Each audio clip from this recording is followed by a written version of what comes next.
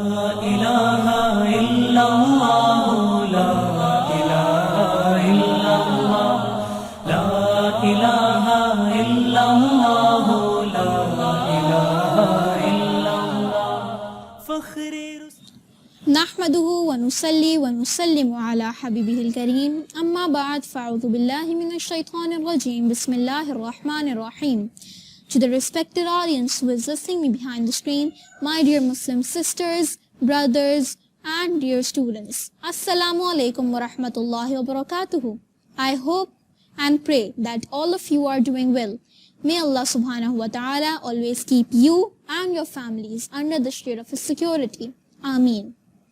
In today's lecture, we are going to study about a story of our beloved Prophet Muhammad Mustafa sallallahu alaihi wasallam and how he grew up. How was his childhood? First of all, let's understand the family tree of Rasulullah sallallahu alaihi wasallam. Nabi Kareem sallallahu alaihi wasallam's father name was Abdullah, grandfather's name was Abdul Muttalib, and mother's name was Amina, and one of the paternal uncles' name was Abu Talib.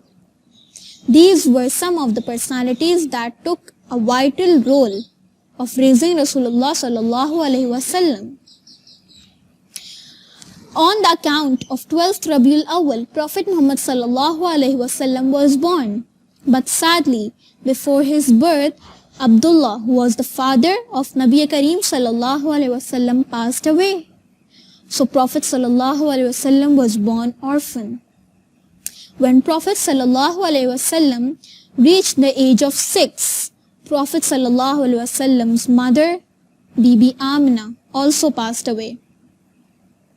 When Prophet sallallahu alaihi wasallam went to his grandfather's house, Abdul Muttalib, who was the leader of the Quraysh tribe, after spending some years with his grandfather, Abdul Muttalib also passed away. But before his death, he gave the responsibility of raising Prophet sallallahu alaihi wasallam to one of his sons, Abu Talib, which was the paternal uncle of Rasulullah sallallahu alaihi wasallam. Hazrat Abu Talib was a very good-natured person who supported Prophet at all times in everything. Prophet sallallahu alaihi wasallam used to go on business trip with his uncle Abu Talib. Along with that, Prophet sallallahu alaihi wasallam became a shepherd and helped his uncle Abu Talib earn money.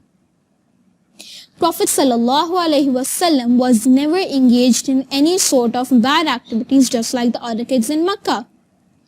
Prophet sallallahu alaihi wasallam always used to obey and love others and used to respect everyone, whether young or adults. Now, what do we understand from the childhood of Rasulullah sallallahu alaihi wasallam? And did you see how challenging was the childhood of Rasulullah? And how is our childhood? Filled with so many joys, so many laughs, so many blessings that Allah has bestowed us with. If we compare the difficult childhood and the most challenging childhood of Rasulullah, that when he was only 6 years old, his mother passed away. When he was not even born, his father passed away. When he became a little matured, his grandfather passed away. And then later on, when he grew up, his uncle Abu Talib also passed away. And how is our childhood? Filled with so many luxuries of life. What don't we have? We have all the blessings of Allah Almighty. So we all must be thankful to Allah. Now, what lessons do we learn from the childhood of Rasulullah sallallahu alaihi wasallam that we just studied? The most important thing that I learned was that through our good morals and our practices, we can earn the trust of people. We can become more dear to the eyes of Allah. How? If we tell a lie, first of all, we all need to be honest. being Rasulullah sallallahu alaihi wasallam was given the title of Sadiq and Amin, which means truthful and trustworthy. If we also want to earn this title, we need to develop our trust. And to develop trust, we all need to speak truth at all times, in all conditions.